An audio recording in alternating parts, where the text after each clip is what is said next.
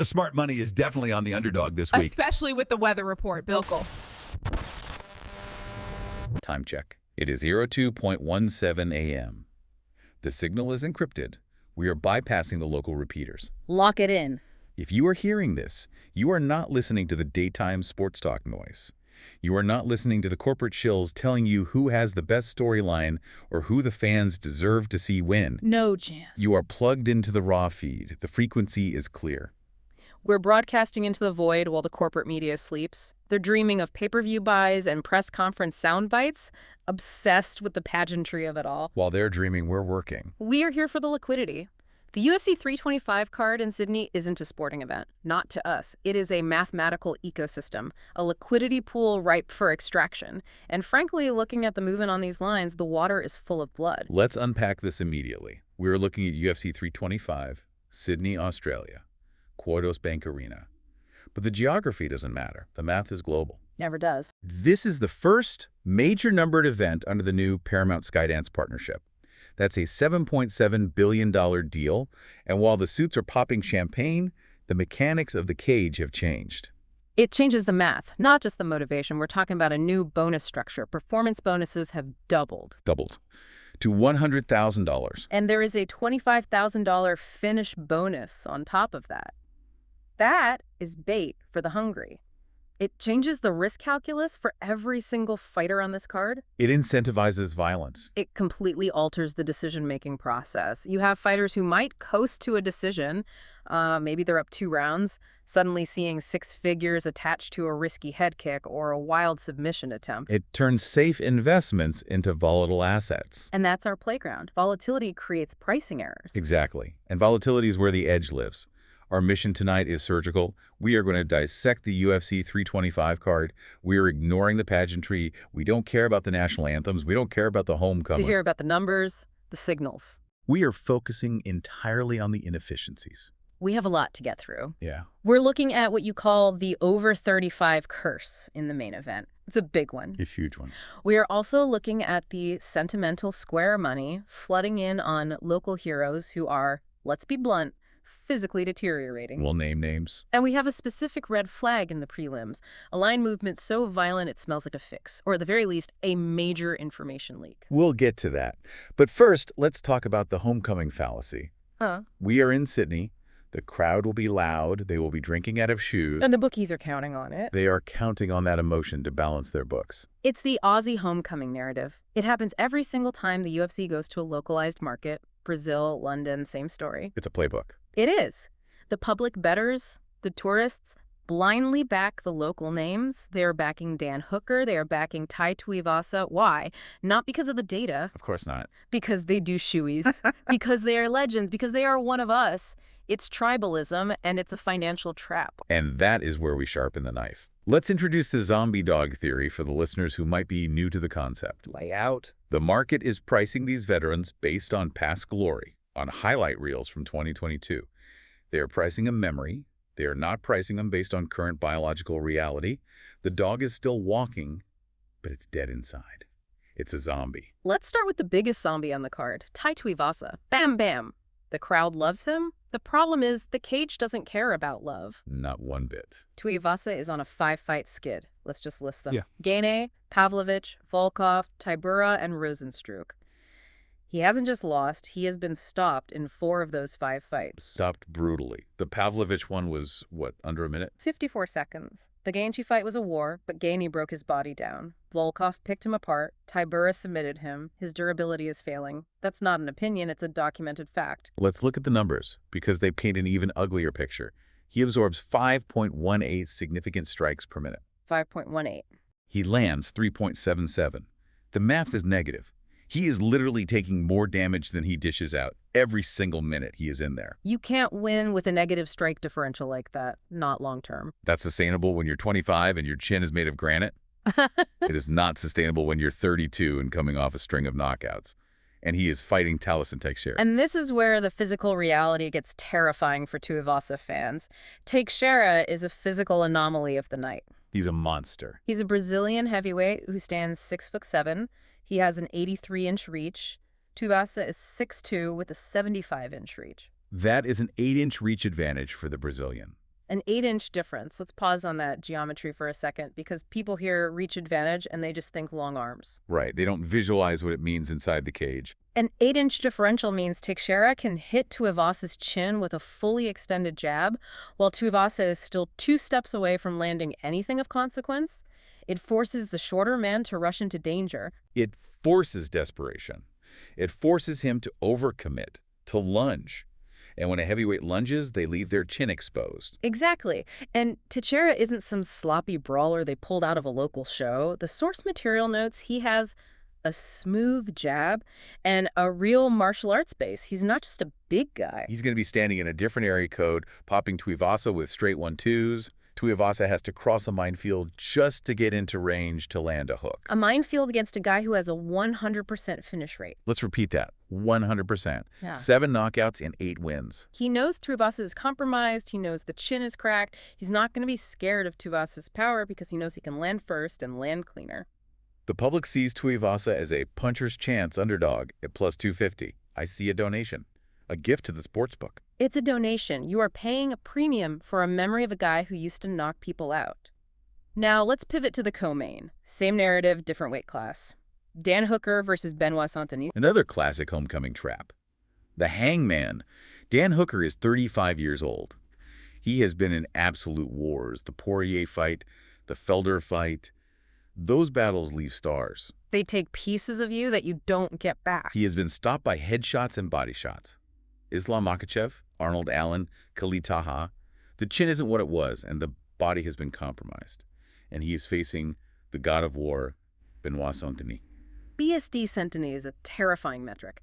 This isn't a guy who wants to have a technical kickboxing match. No. He averages 4.33 takedowns per 15 minutes.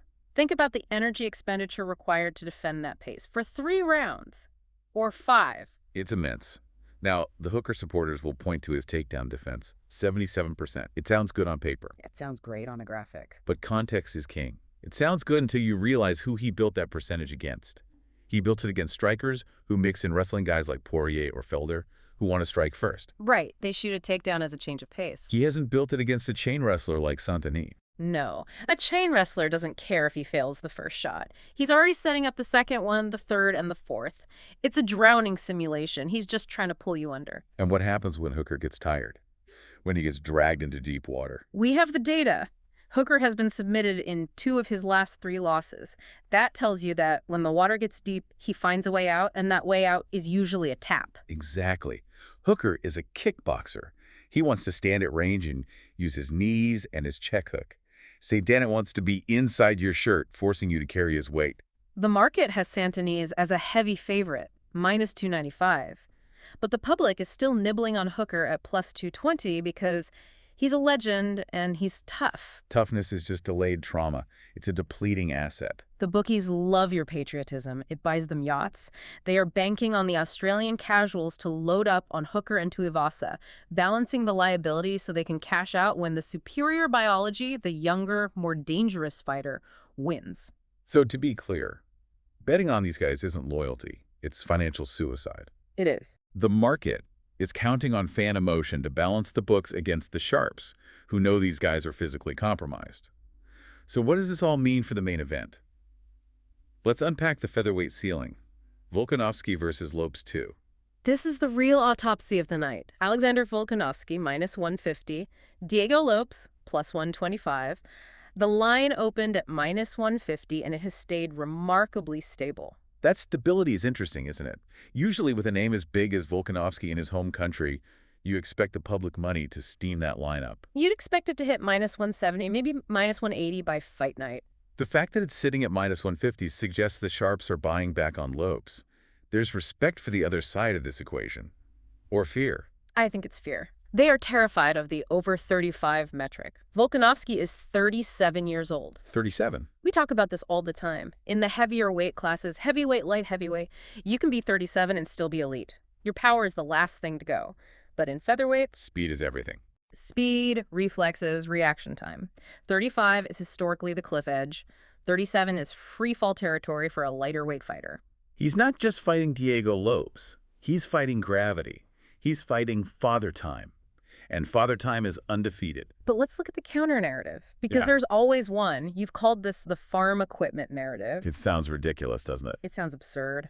Volkanovski publicly stated he wants the $200,000 bonus, that's the double bonus, performance and fight of the night to buy machinery for his property.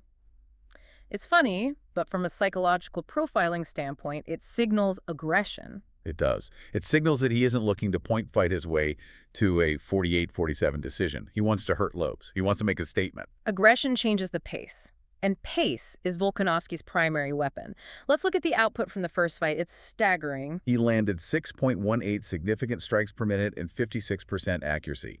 That is a machine. In their first encounter, he outlanded Lopes 158-63.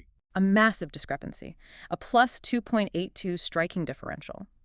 But numbers can lie if you don't look at the damage. The raw totals don't tell the whole story. Sure. Lopes has a 47% striking defense. That is bad. Objectively terrible for a contender. He absorbs 4.72 shots per minute. He eats shots to give shots. But in that first fight, he drawed Volkanovski. Did. Round 2. A clean knockdown. Mm-hmm. And he staggered him badly in round 4. This is the technical mismatch versus physical reality dynamic we always talk about. Explain that. Volkanovski is the better technician. He has the volume, the footwork, the cardio. He wins the fight on paper 9 times out of 10. But Lopes has the death touch. He is the equalizer. And Lopes has evolved. This isn't just a rematch, it's a new fight. The source material highlights a critical detail. Lopes spent his entire camp at Oklahoma State University, OSU. That's wrestling royalty. That's not a BJJ gym. That's a D1 wrestling room with some of the best athletes in the world. Right. Lopes has always been a BJJ guy, a submission specialist with heavy hands. But his wrestling was defensive. He'd pull guard. If he went to OSU to fix his offensive wrestling, to actually take Volkanovski down rather than just create scrambles, that changes the geometry of the fight entirely. It closes the skill gap. And if the skill gap closes, the physical gap takes over. And that physical gap is significant. Lopes is 5 years younger. He is 5'11" against Volkanovski's 5'6". He has the reach, he has the youth, he has the momentum. So here is the dilemma for the bettor. Do you bet the decision machine? Volkanovski's average fight time is 17 minutes and 31 seconds, the longest in division history. He drags you into deep water and drowns you in volume. Or do you bet the chaos agent, the guy who can end the fight with one clean shot? Here is what you do not bet. You do not play the Volkanovski money line at -150 if you respect the age curve. The CLV closing line value just isn't there. You are paying a tax on his name and his legacy. A Hall of Fame tax. Exactly. If he wins, it's likely a grueling decision. The decision prop is around +170. That's better, but it's still a sweaty bet for 30 minutes. And don't even think about betting Lopes by decision. That pays 8-1, but it's a trap. It's fool's gold. If Lopes wins this fight, it's through violence. It's a knockout or a submission in a scramble after he hurts Volk on the feet. The sharp angle is the props. It has to be. The Lopes by KO prop is sitting at +330. That implies a roughly 23% chance. Given he dropped Volk in the first fight, and Volk is now older and has been knocked out by both Topuria and Makhachev recently, that price feels wrong. It should be shorter, closer to +280, maybe +300. There's value there. Or, if you respect the champion but fear the age, you play the over. Tread lightly on the money line. The value has been completely sucked out of it. But let's talk about a line where the value hasn't just been sucked out, it's been completely manipulated. Market autopsy number 2, the suspect's steam. This is the Sherlock Holmes segment, my favorite part of the night. We are looking at the prelims, a bantamweight fight. Solong Rengbo versus Lawrence Louis. This is fascinating. You need to pay attention to this. Lawrence Louis opened as a -150 favorite. He is a city kickboxing product. Good school, technical striker, fighting somewhat close to home. And Rengbo is a 21-year-old kid from China, a prospect. The line opens with the more known entity as the favorite. Makes sense. And now, Rengbo is -260. In some books, -270. let's pause on that. The line didn't just move, it flipped completely. Louis went from a -150 favorite to a +190 underdog.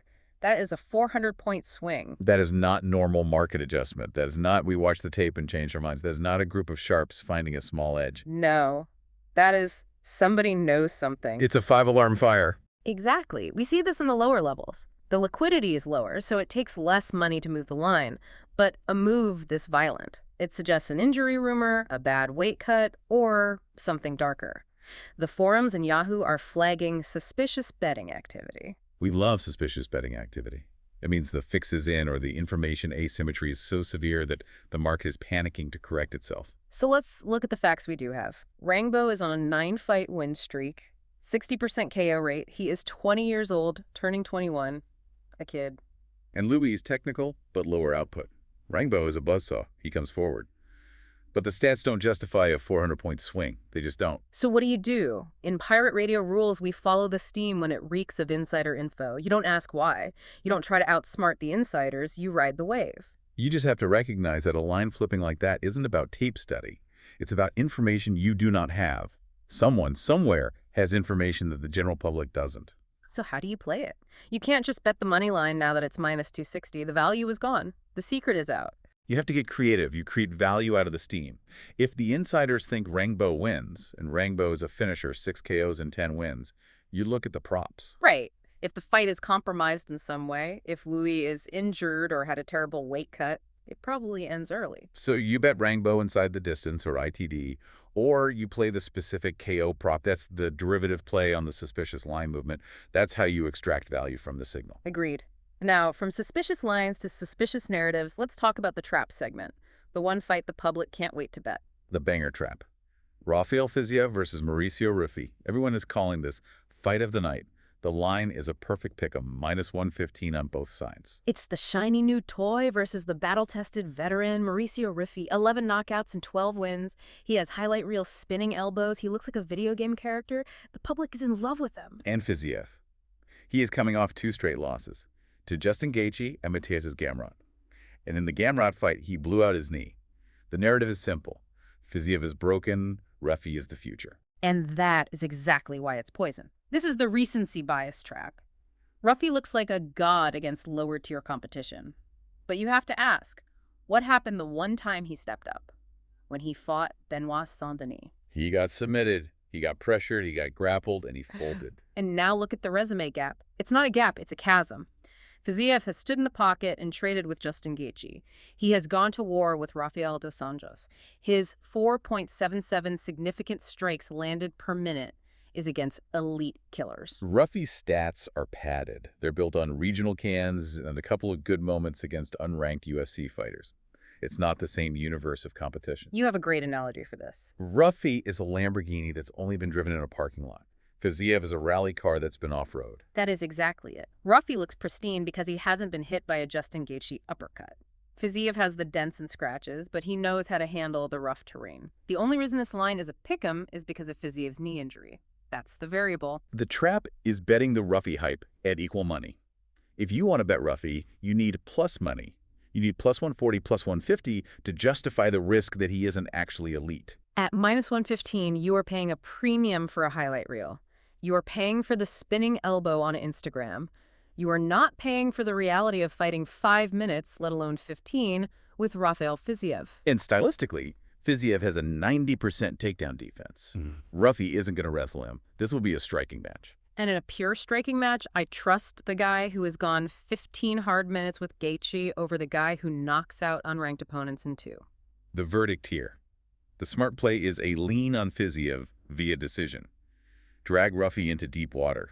He has never been 3 hard rounds with a pace pusher like Fiziev. See what happens to the gas tank. Or you just pass entirely. This is a high variance fight. But whatever you do not bet Ruffi at minus 115. That is a sucker bet. An absolute sucker bet.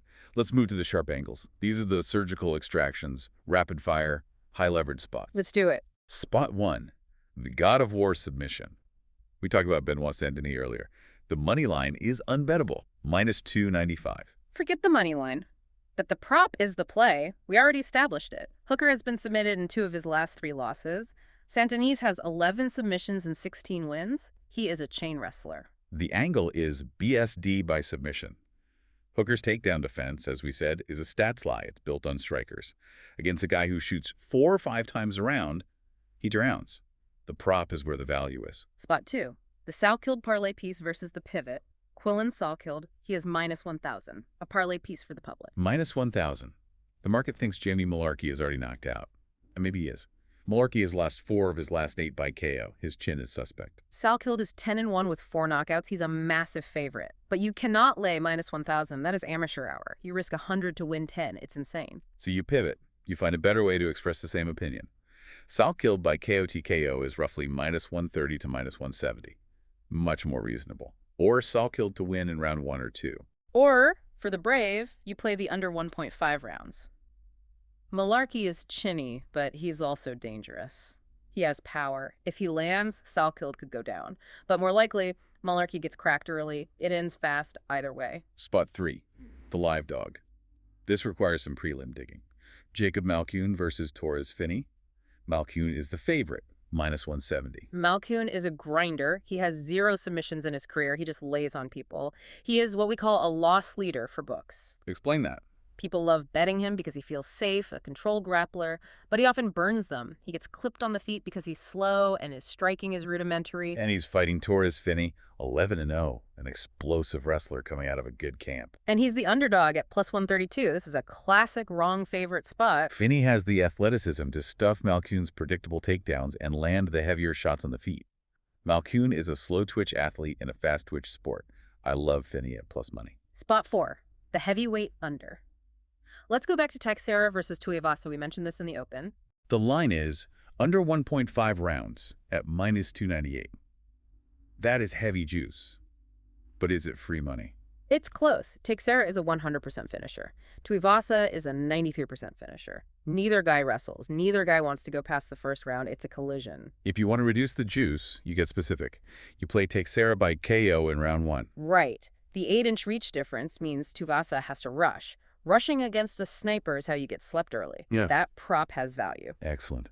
Let's briefly touch on the chaos of the road to UFC finals. These are on the prelims, and they are wild. These markets are illiquid and volatile. You have to be careful. The limits are low for a reason, but there are 2 spots that smell right. First, Yiza versus Ofli. Yiza is minus 210. Yiza is the superior grappler. It's not even close. Ofli relies on freestyle, which in high-level MMA usually means scrambling without structure. It's athleticism without technique. Exactly. Yiza will engage the grapple, get a body lock, take the back, and choke him. Yiza by submission is the only look there. And the second one, Soleil versus Nakamura. Another significant line flip. This is a big one. Nakamura opened minus 200, a 2-1 favorite. Now he is plus 110. The money has poured in on Saleh, who is now minus 130. And Soleil has a 47-second knockout on his recent record. He has power. In these low-level fights, when the money moves that hard and that fast, you follow it. Soleil is the move. The market is screaming at you. Okay, let's zoom out. We've autopsied the card, we've found the leaks, we've identified the traps. What is the clarity? What's the final signal? The clarity is this. The entire card is defined by one single dynamic: momentum versus name value. That's it right there. On one side, you have the homecoming names, the Volkanovski, Hooker, Tuivasa. They are the past, they are the name value, the public knows them and loves them. And on the other side, you have the momentum. Lopes, Sindonese Teixeira, the younger, hungrier, more dangerous fighters. The market is trying to tell you a story about legends defending their turf. But the data is telling you a different story. It's a story about biology replacing history. Don't bet the homecoming. The cage is in Sydney, but the math is global. Let the tourists buy the Tuivasa jerseys. You buy the Teixeira KO prop. Let them bet with their hearts. You bet with the numbers. And remember the rule on line movement. When the line flips 40 points, you're late to the party. When the line flips 400 points, like with Sulong Rangbo, the script is already written. Don't ask questions, just read the script the market gives you. You don't sell picks, we sell clarity. Broadcast ending? Delete the logs?